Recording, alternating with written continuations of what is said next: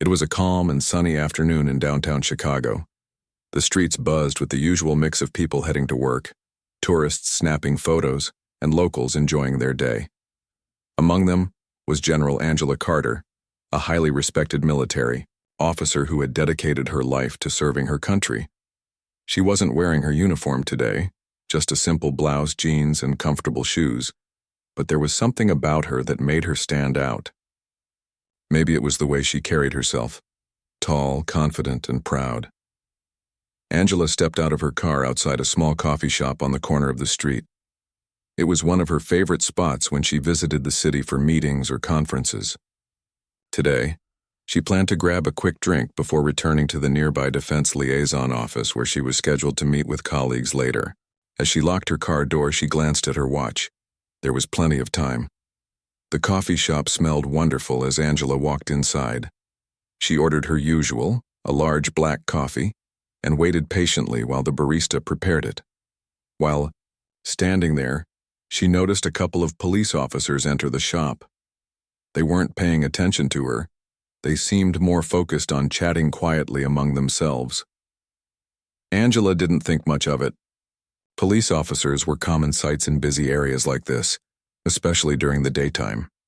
When her coffee was ready, Angela thanked the barista and headed back outside. She took a sip, savoring the rich flavor, and started walking toward her next destination. But just as she reached the sidewalk, she heard footsteps behind her. Turning slightly, she saw the same two officers approaching her. "Ma'am," one of them said, his tone polite but firm. "Can we have a word?" Angela stopped and turned fully to face them. Both men wore uniforms and badges, but neither looked particularly friendly. One of them, a younger man with short brown hair and sharp features, introduced himself as Officer Kevin Doyle. His partner, Officer Brian Murphy, stood silently beside him, arms crossed over his chest. "Is everything okay?" Angela asked, keeping her voice calm and steady. She had dealt with authority figures countless times throughout her career and knew better than to show frustration or impatience unnecessarily. "We received reports of someone matching your description acting suspiciously around here," Kevin explained. His eyes scanned her up and down, taking in her casual attire. "We're just following protocol." Angela blinked, surprised. Suspicious? Her? She couldn't help but feel a pang of irritation, though she kept her expression neutral. "I'm not sure what you mean," she replied evenly. "I've simply been getting some coffee. I'm on my way to a meeting." Kevin frowned, clearly unimpressed by her explanation. "Do you have any identification?" he demanded. Without hesitation, Angela reached into her purse and pulled out her military ID card. Holding it up, she said, "I'm General Angela Carter. I serve in the United States Army." She paused, letting the weight of her title sink in. Surely that would be enough to clear things up. But instead of apologizing or backing off, Kevin's frown deepened. He exchanged a glance with Brian, who shrugged slightly. Then Kevin spoke again, his tone growing colder. "We'll need to verify that," he said. "Come with us." Angela felt a flicker of disbelief. Verify? What did he think she was going to do? Forge a fake military ID? Still, she reminded herself to stay composed. Arguing wouldn't help the situation. "All right," she said calmly. "Let's sort this out." As they walked toward their patrol car parked nearby, Angela couldn't shake the feeling that something wasn't right. People passing by slowed down to watch, some whispering to each other. A few even pulled out their phones to record the scene, unfolding before them. Angela felt a wave of embarrassment wash over her. Here she was, a high-ranking general, being treated like a criminal in broad daylight. Once they reached the car, things escalated quickly. Kevin instructed Angela to place her hands on the hood of the vehicle, while Brian retrieved a pair of handcuffs from his belt. Angela froze, staring at the shiny metal restraints in disbelief. "Are you serious?" she asked, her voice tinged with incredulity. "This is ridiculous." "This is procedure," Brian muttered, avoiding eye contact as he moved closer. Before Angela could protest further, he secured the handcuffs around her wrists. The cold metal bit into her skin, making her flinch. For the first time since the encounter began, anger bubbled beneath the surface. How could this be happening? Didn't these men recognize the absurdity of arresting a decorated general based on nothing more than vague suspicions? By now, a small crowd had gathered. Some bystanders shouted questions at the officers, demanding to know why they were detaining Angela. Others recorded videos, capturing every moment of the ordeal. Angela tried to block out the noise and focus on staying calm. Losing her temper wouldn't solve anything. It might even make things worse. Once she was secured in the back seat of the patrol car, Angela leaned back against the seat, closing her eyes for a brief moment. This was surreal. If anyone else had told her this story, she wouldn't have believed it. Yet here she was, sitting in a police car, accused of behaving suspiciously because of... what? The color of her skin? Her gender? Whatever the reason, it stung deeply. After a few minutes, Angela opened her eyes and looked directly at Kevin through the partition, separating the front and back seats. "May I please use my phone?" she asked, her voice steady despite the turmoil swirling inside her. "I need to make a call." Kevin hesitated, exchanging another glance with Brian. Finally, he nodded reluctantly. "Fine," he said. "But, no funny business." Angela suppressed a sigh of relief as Brian handed her phone through the opening in the partition. She scrolled through her contacts until she found the number she needed, the direct line to the Pentagon. Taking a deep breath, she pressed the call button and waited. On the other end, Secretary of Defense Richard Hayes answered almost immediately. "Hello?" he said, his voice warm and familiar. "Mr. Secretary, it's General Carter," Angela began, choosing her words carefully. "I'm afraid I've encountered an issue here in Chicago. 2 police officers have detained me under questionable circumstances, and I believe intervention may be necessary." There was a long pause on the other end of the line. When Hayes finally spoke, his tone had shifted dramatically. "Tell me exactly what happened," he said, his voice low and serious. And so Angela recounted the events of the past hour, leaving out no details. By the time she finished speaking, Hayes was seething. "Thank you for informing me, General," he said firmly. "Rest assured this will be addressed promptly." Hanging up the phone, Angela allowed herself a small smile. Whatever happened, next she knew one thing for certain. Those officers were about to learn the hard way that messing with a general came with consequences. Image description for Leonardo AI. A dramatic urban scene set in downtown Chicago during a sunny afternoon. A black woman dressed casually in a blouse and jeans stands near a police car, surrounded by 2 white male officers in uniform. One officer holds handcuffs, while the other speaks sternly to the woman. Bystanders gather nearby, some holding phones, to record the incident. The atmosphere is tense, with expressions of confusion and concern visible on the faces of onlookers. The setting includes a modern coffee shop in the background with its sign partially visible, adding context to the location. After Angela hung up the phone, she sat quietly in the back seat of the patrol car. The 2 officers, Kevin and Brian, remained unaware of the gravity of what they had just done. They continued their routine, filling out paperwork, discussing logistics over the radio, but there was an undercurrent of tension in the air. Angela could sense it too. She didn't say a word, though her mind raced with thoughts about what would happen next. Outside, the crowd of onlookers grew larger. Some people shouted angrily at the officers, demanding answers. Others held up their phones, filming every detail of the scene. A young woman standing near the curb yelled, "Why are you arresting her? What did she do?" Her voice carried through the street, drawing more attention to the situation. Angela glanced at her briefly, feeling both grateful for the support and frustrated by the spectacle unfolding around her. Kevin, clearly uncomfortable with all the attention, snapped at the crowd. "This is police business," he barked. "Move along." But no one moved. Instead, murmurs spread among the bystanders as they pieced together what they were witnessing. A black woman, dressed casually but carrying herself with authority, being treated like a suspect. It didn't add up, and the growing outrage reflected that confusion. Inside the car, Angela's phone buzzed. She assumed it was Richard Hayes calling back, but when she checked the screen, she saw several notifications, Instead, news outlets and social media platforms were already buzzing with reports of the incident. Someone had uploaded a video online, and within minutes, hashtags like Justice for Angela Carter and Wrongful Arrest began trending across the city. Angela sighed softly, knowing this was going to get messy very quickly. Meanwhile, back at the Pentagon, Secretary Richard Hayes wasted no time taking action. After hanging up with Angela, he immediately called an emergency meeting with top military officials. Around the conference table sat generals, colonels, and representatives from various departments, all visibly shocked by what they'd just heard. Hayes stood at the head of the table, his expression grim.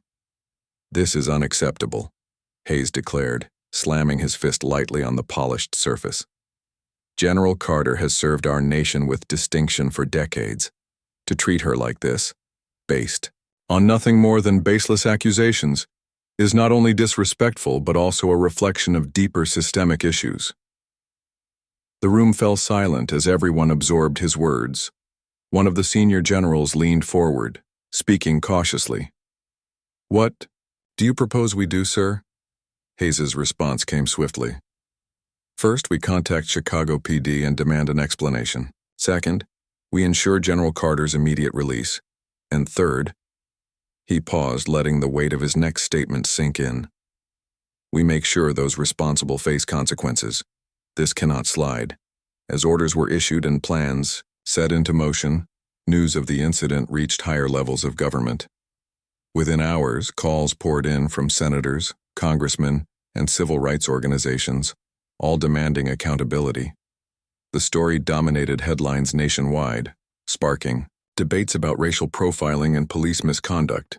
Protesters gathered outside the precinct where Angela was being held, chanting slogans and holding signs that read, "Respect our heroes," and "End systemic racism now." Back in Chicago, Angela remained calm despite the chaos swirling around her. When Kevin finally opened the door to let her out of the car, she stepped onto the sidewalk without hesitation. The handcuffs had been removed shortly after her call to the Pentagon, but the memory of them lingered. Angela straightened her posture and faced the crowd, many of whom cheered upon seeing her free. A reporter shoved a microphone toward her. "General Carter, can you tell us what happened here today?" Angela hesitated for a moment, then nodded. "I was detained unjustly," she said simply, her voice steady. "But I trust that justice will prevail. This isn't just about me.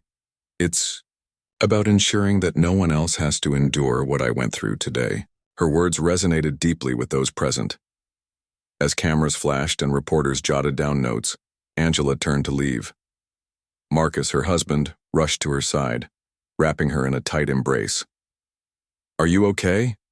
he asked, concern etched on his face. "I'm fine," Angela replied, though her eyes betrayed the emotional toll of the day. "Let's go home." Later that evening, as Angela sat in her living room with Marcus, the phone rang again. This time it was Hayes. "General Carter," he began, his tone warm yet professional. "I wanted to personally update you on the steps we're taking.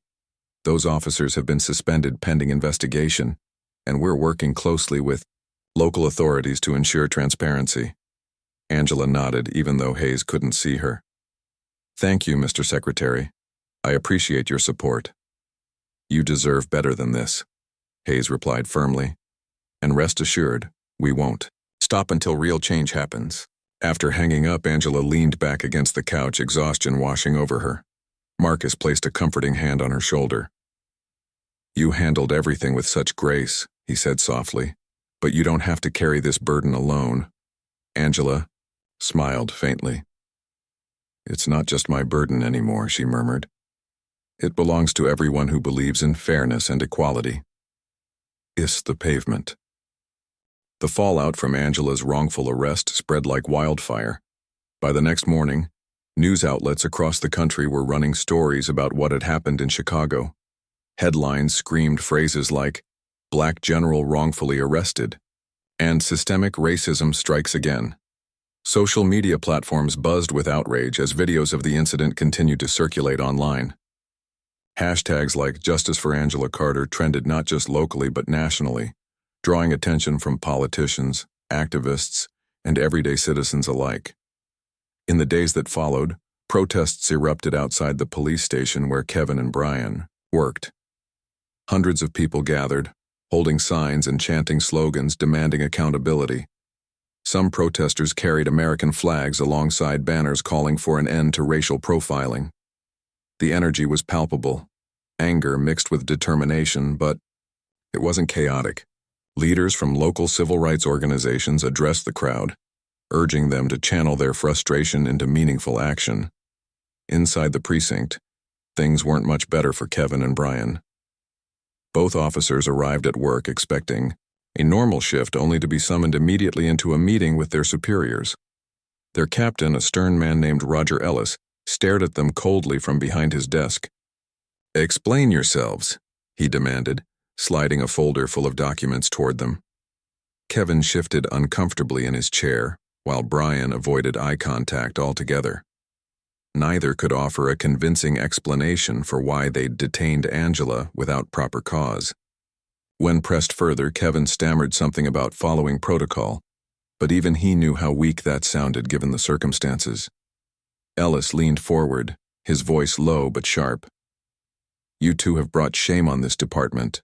Not only did you wrongfully arrest one of the highest-ranking officers in the U.S. military, but you've also ignited a firestorm we can't contain. Your actions are under investigation, and I guarantee there will be consequences."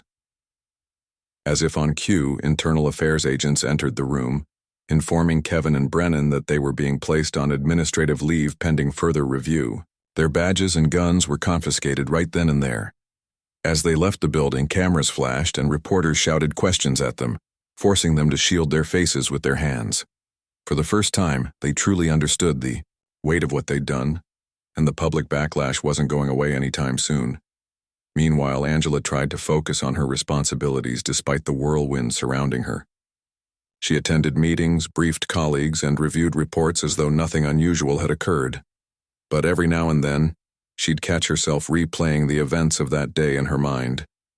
It was impossible to ignore the fact that her experience was emblematic of a much larger problem, one that couldn't be solved overnight.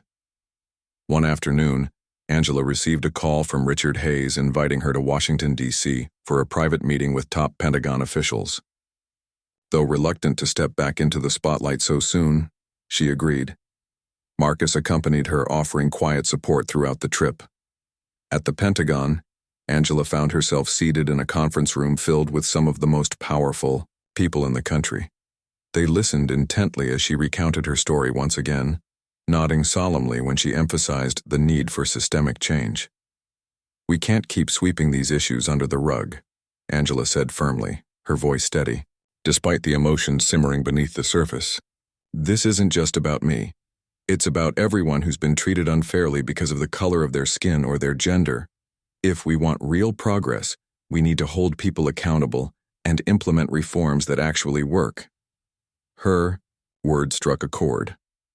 Over the next few hours, plans were laid out to address the root causes of such incidents. Training programs focused on cultural sensitivity and implicit bias were proposed, along with stricter oversight measures for law enforcement agencies nationwide. Angela left the meeting feeling cautiously optimistic, knowing that change wouldn't come easily, but it was possible.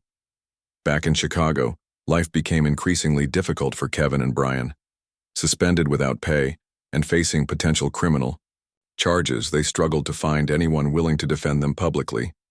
Friends distanced themselves, fearing guilt by association, while strangers bombarded them with hateful messages online.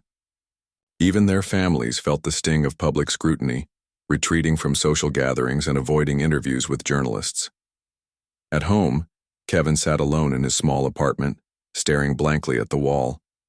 His dreams of becoming a respected officer lay shattered before him. He replayed the events of that fateful day over and over in his head, wondering if he could have handled things differently. Maybe if he'd listened more carefully to Angela's explanations. Maybe if he hadn't let pride get in the way. But it was too late for regrets now. Brian fared no better. Once proud of his role as a protector of the community, he now dreaded leaving his house. Neighbors whispered behind his back, and children pointed at him accusingly whenever he ventured outside. The weight of shame pressed down on him heavily, making it hard to sleep or eat. He spent hours scrolling through news articles about the case, each headline reinforcing how deeply he'd failed, not just Angela, but society as a whole. Despite everything, Angela refused to let bitterness consume her. Instead, she channeled her emotions into advocacy work. She joined forces with civil rights groups, speaking at rallies and town halls about the importance of reforming policing practices. Her speeches resonated deeply with audiences, inspiring many to take action in their own communities. One evening, after addressing a packed auditorium, Angela stayed behind to speak with attendees individually. A young black woman approached, her hesitantly tears streaming down her face. "Thank you," she whispered, clutching Angela's hand tightly. "Your strength gives me hope." Angela smiled gently, squeezing the woman's hand in return. "We're stronger together," she replied, "and together we'll create a better future." The days following Angela's wrongful arrest were a whirlwind of activity. Protests continued to grow, not just in Chicago, but in cities across the country. People from all walks of life joined the movement, united by their demand for justice and reform. Angela became the face of this fight, not because she sought attention, but because her story resonated deeply with so many who had faced similar injustices. 1 week after the incident, Angela decided it was time to speak directly to the public. She chose a small community center on the south side of Chicago as the venue for her press conference. The building was modest, with worn wooden floors and peeling paint on the walls, but it held significance. It was a place where local activists often gathered, a space that symbolized grassroots efforts to bring about change. On the morning of the event, Angela arrived early to prepare. Marcus stayed close by her side, offering quiet encouragement. As they walked through the doors, Angela was greeted by a group of civil rights leaders and veterans organizations who had come to show their support. Among them was Reverend James Coleman, a longtime advocate for racial equality, and Lieutenant Colonel Maria Lopez, a retired soldier who had served alongside Angela during her early years in the military. The room quickly filled with reporters, photographers, and members of the community. Every seat was taken, and some people stood along the walls or sat cross-legged on the floor. The air buzzed with anticipation. When Angela stepped up to the podium, the room fell silent. All eyes were on her. "Thank you all for being here today," Angela began, her voice calm but firm. "I stand before you not as a victim, but as someone committed to creating a better future for everyone. What happened to me wasn't an isolated incident, it's part of a much larger problem." She paused, letting her words sink in. Cameras clicked and whirred as journalists leaned forward to capture every detail. Angela went on to describe her experience, explaining how 2 police officers ignored her credentials and treated her like a criminal simply because of the color of her skin. Her tone remained measured, but there was no mistaking the emotion behind her words. "This isn't just about me," she emphasized. "It's about the countless others who don't have the resources or platform to fight back when they're wronged. It's about the young black men and women who are stopped, searched, and harassed without cause. And it's about the trust we need to rebuild between law enforcement and the communities they serve." Angela's speech struck a chord with everyone present. Many nodded in agreement while others wiped away tears. When she finished speaking, the room erupted into applause. Reporters clamored to ask questions, but Angela answered each one thoughtfully, never losing her composure. After the press conference ended, Angela spent hours meeting with attendees individually. A young boy approached her shyly, clutching a drawing he'd made of Angela in her uniform. "You're my hero," he said softly, his cheeks flushing red. Angela knelt down to his level, smiling warmly as she accepted the artwork. "You inspire. Me too," she told him sincerely. "Never stop believing in yourself." In Washington, D.C., Richard Hayes and other Pentagon officials worked tirelessly to address the systemic issues highlighted by Angela's case. They collaborated with lawmakers to draft legislation aimed at increasing accountability within law enforcement agencies. One proposal called for mandatory body cameras for all officers, while another focused on implementing stricter penalties for misconduct. At the same time, advocacy groups launched campaigns to educate the public about racial profiling and its impact on marginalized communities. Social media played a crucial role, amplifying voices that might otherwise go unheard. Hashtags like #RearListen to Angela and Reform now trended daily, keeping the conversation alive. Back in Chicago, Kevin and Brian struggled to cope with the fallout from their actions. Both men found themselves ostracized by former colleagues and neighbors alike.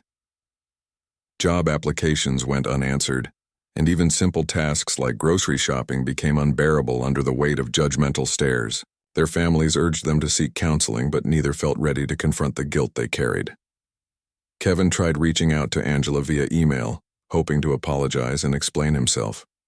He poured his heart into the message, admitting his mistakes and expressing regret for causing harm. But when he hit send, he doubted she would ever respond. To his surprise, Angela replied later that evening. "I appreciate your apology," she wrote. "But words aren't enough. Real change requires action, starting with holding yourself accountable and working to prevent others from making the same mistakes." Her response left Kevin shaken, yet determined to do better. For the first time since the incident, he allowed himself to imagine a path toward redemption, though he knew it wouldn't be easy. As weeks turned into months, Angela's influence only grew stronger. Lawmakers introduced bills inspired by her advocacy, and schools began teaching lessons about her story as part of discussions on social justice. Angela traveled extensively, giving speeches and participating in panel discussions wherever she was invited. Despite the demands on her time, she remained grounded, always remembering why she had chosen to speak out in the first place. One evening, as Angela sat on her porch with Marcus, she reflected on everything that had transpired. The journey hadn't been easy, but it had been worth it. "Do you think we're making a difference?" Marcus asked quietly. Angela smiled, gazing out at the stars twinkling above. "Yes," she replied. "We may not see all the results right away, but every step forward counts. And together we're proving that change is possible." Months passed, and the legal proceedings against Kevin and Brian finally began. The trial drew significant attention, with news crews camping outside the courthouse and social media buzzing with updates. For Angela, it was a bittersweet moment. She didn't take pleasure in seeing two individuals face consequences for their actions, but she understood that accountability was an essential step toward meaningful change. On the first day of the trial, Angela arrived at the courthouse dressed professionally in a navy blue suit. Her presence commanded respect, and reporters scrambled to capture her reaction as she walked through the doors. Inside, the courtroom was packed. Lawyers, witnesses, activists, and members of the public filled every available seat. Angela sat quietly in the front row, flanked by Marcus and Reverend James Coleman, who had become a close ally during this journey. The prosecution presented its case methodically, laying out evidence of how Kevin and Brian had violated protocol and abused their authority. Witnesses testified about the events leading up to Angela's arrest, including bystanders who had filmed the incident and colleagues from the police department who admitted they had concerns about the officer's behavior even before this incident. Expert witnesses also spoke about the broader implications of racial profiling within law enforcement, tying Kevin and Brian's actions to systemic issues that needed addressing. Kevin and Brian sat at the defense table, their expressions somber. Their lawyer argued that they were simply following procedure and that mistakes happen, but the jury wasn't convinced. After days of testimony, deliberation began. It didn't take long for the verdict to come back. Guilty on charges of abuse, of power and misconduct. When the judge announced the sentence, fines, probation, and permanent revocation of their badges, a wave of relief washed over Angela. Justice had been served, though she knew this was only one small victory in a much larger battle.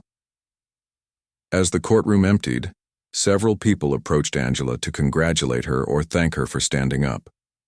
She accepted their praise graciously, reminding everyone that the work wasn't finished. After the trial, Kevin and Brian faded from public view. Stripped of their careers and shunned by their community, they struggled to rebuild their lives. Kevin took odd jobs to make ends meet, often working late shifts at warehouses where no one recognized him. Brian moved to a small town far away, hoping to escape scrutiny, but whispers followed him wherever he went. Both men spent countless nights reflecting on what they'd done, haunted by guilt and regret. For Angela, life returned to some semblance of normalcy, but not completely. She continued advocating for reform, testifying before Congress about the need for systemic changes in policing practices. Legislators listened intently as she described her vision for a future where trust between law enforcement and communities could be restored. Her efforts paid off when several key pieces of legislation were signed into law, including measures requiring implicit bias training for all officers and establishing civilian oversight boards to review complaints against police. Outside of policy, work, Angela focused on mentoring young people, particularly women of color interested in careers in STEM fields or public service. She visited schools and universities, sharing her story and encouraging students to pursue their dreams despite obstacles. During one such visit, a high school senior named Jasmine approached her after a speech.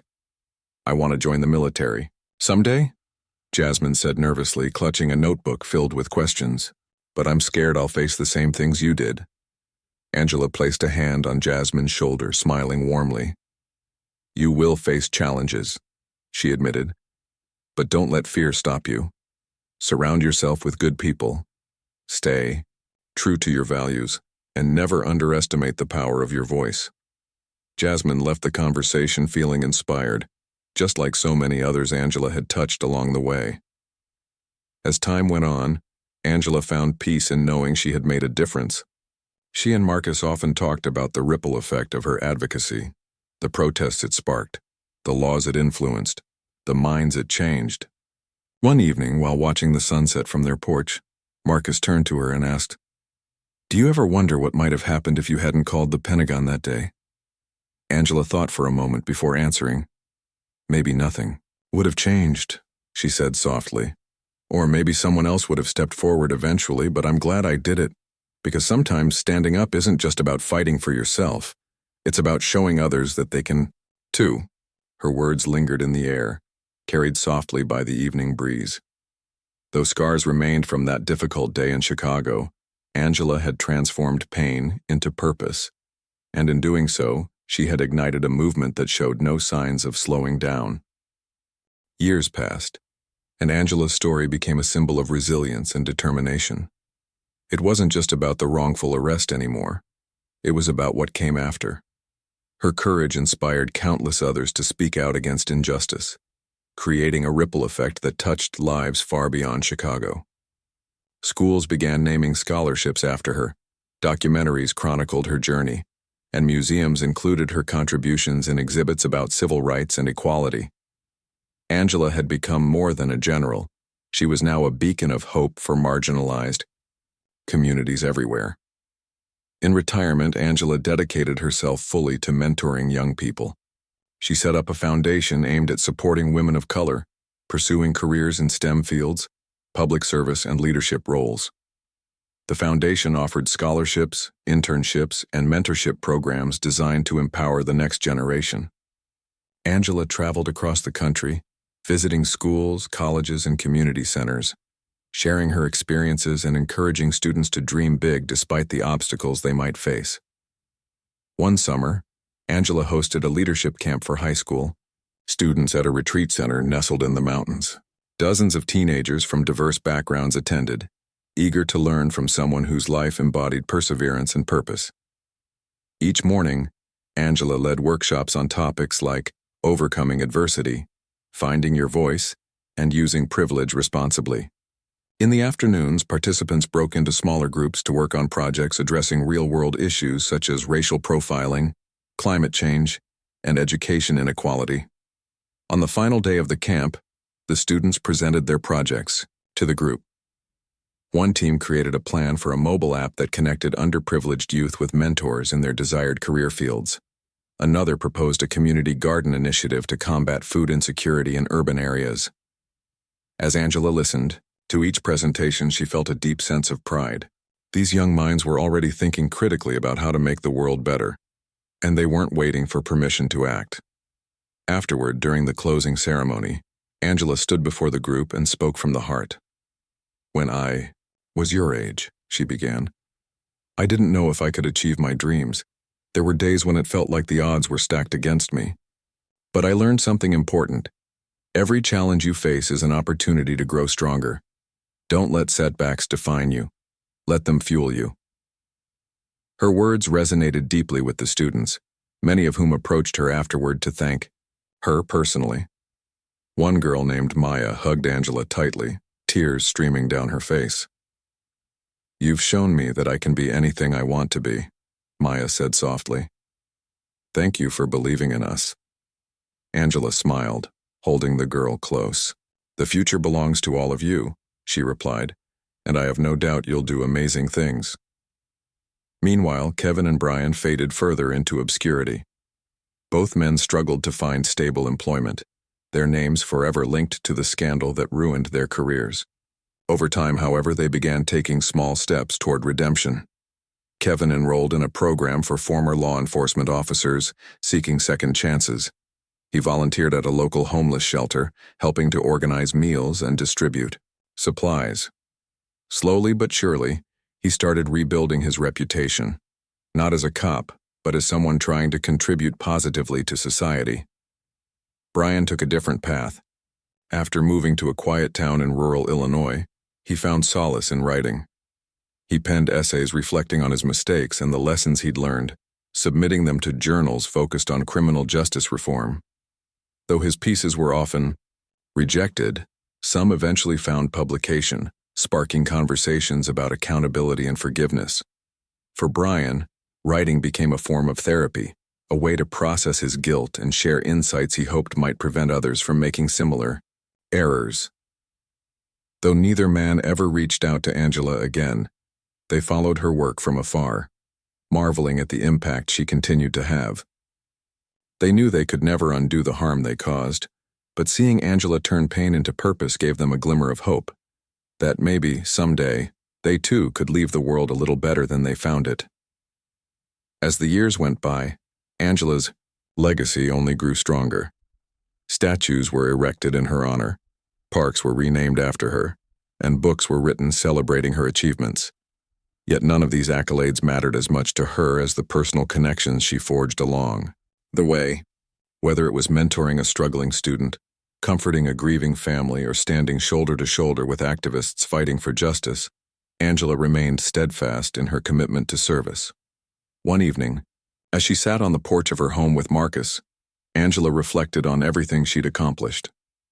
The sun dipped below the horizon, painting the sky in shades of orange and pink. Fireflies danced in the yard, their soft glow illuminating the darkness.